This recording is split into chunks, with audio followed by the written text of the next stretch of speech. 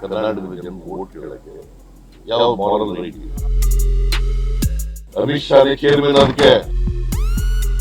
Amit Shah actually ಅವರಿಗೆ he has no moral right.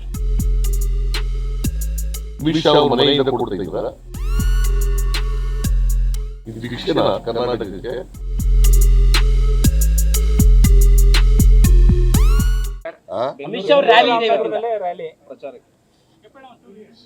Amit Shah ಬರಲಿ, ನರೇಂದ್ರ ಮೋದಿ ಅವರು ಯಾರು ಬರಲಿ, ಅಥವಾ ನಡ್ಡಾ ಬರಲಿ, ಯಾರು ಬಂದರೂ ಕೂಡ ಅವರು ಈಗ ಅಮಿತ್ ಶಾ ಅವರು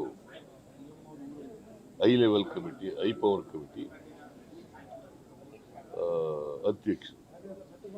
ಬರಗಾಲದ ಪರಿಹಾರ ಕೊಟ್ಟಿದ್ದಾರ? ವಾಟ್ ಮಾರಲ್ ರೈಟ್ ಈ ಹ್ಯಾಸ್?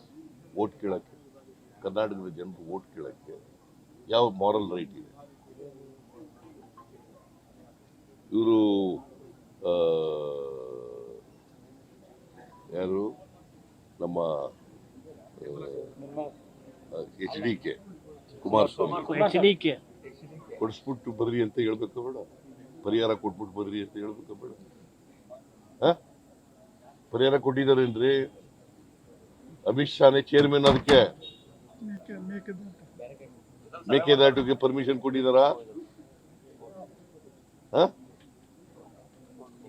ಮಾದಾಯಿಗೆ ಎನ್ವೈರನ್ಮೆಂಟ್ ಕ್ಲಿಯರೆನ್ಸ್ ಮಾಡಿದಾರ?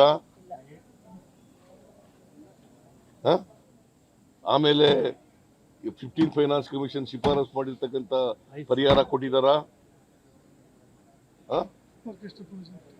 ಅಪ್ಪರ್ ಭದ್ರಾ ಪ್ರಾಜೆಕ್ಟ್ಗೆ 5300 ಕೋಟಿ ಕೊಡ್ತೀವಿ ಅಂತ ಕೊಟ್ಟಿದಾರ? ಬಜೆಟ್ ಅಲ್ಲಿ ಹೇಳಿದ್ರು. ಯಾಕೆ ಓಟ್ ಕೊಡ್ಬೇಕು ಅವ್ರಿಗೆ? ಅಮಿತ್ ಶಾ ಆಕ್ಚುಲಿ ಅವರಿಗೆ he has no moral right.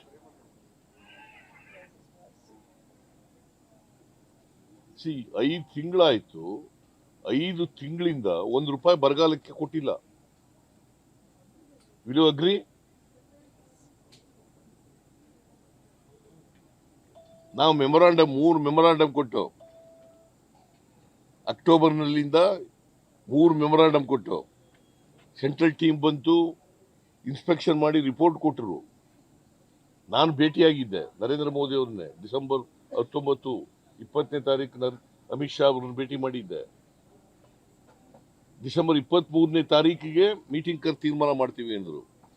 ಎಷ್ಟಾಯ್ತು? ಎಷ್ಟು ದಿನ ಆಯ್ತು? ಈಗ 5 ತಿಂಗಳಾಯ್ತು. ಕೊಟ್ರ? ಹೇಳಿ ನೀವೇ.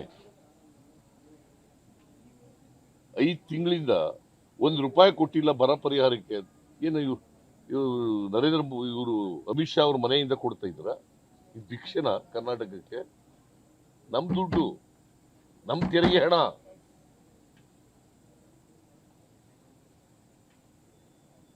ಇದನ್ನ ಕೇಳಿದ್ರೆ ಏನು ಎಲ್ಲರೂ ಇನ್ಕ್ಲೂಡಿಂಗ್ ಇವ್ರು ಕುಮಾರಸ್ವಾಮಿನೇ ವಕ್ತಾರ ಆಗ್ಬಿಟ್ಟಿದ್ದಾರೆ. ಬಿಜೆಪಿಯವರಿಗಿಂತ ಜಾಸ್ತಿ ವಕ್ತಾರ ಇವರೇ. ನೀವೇ ಹೇಳಿ, ಕನ್ನಡಿಗರಿಗೆ ಇರುವ ಅನ್ಯಾಯನ ಅಲ್ವಾ? 7 ಕೋಟಿ ಕನ್ನಡಿಗರಿಗೆ ದ್ರೋಹನ ಅಲ್ವಾ? ಪಾಠ ಕಲಿಸ್ತಾರೆ ಅಂತೀರಾ? ಡೆಫಿನೆಟ್ ಆಗಿ ಜನಗಳಿಗೆ ಅರ್ಥ ಆಗಲ್ವಾ? ಅರ್ಥ ಆಗುತ್ತೋ ಇಲ್ಲ?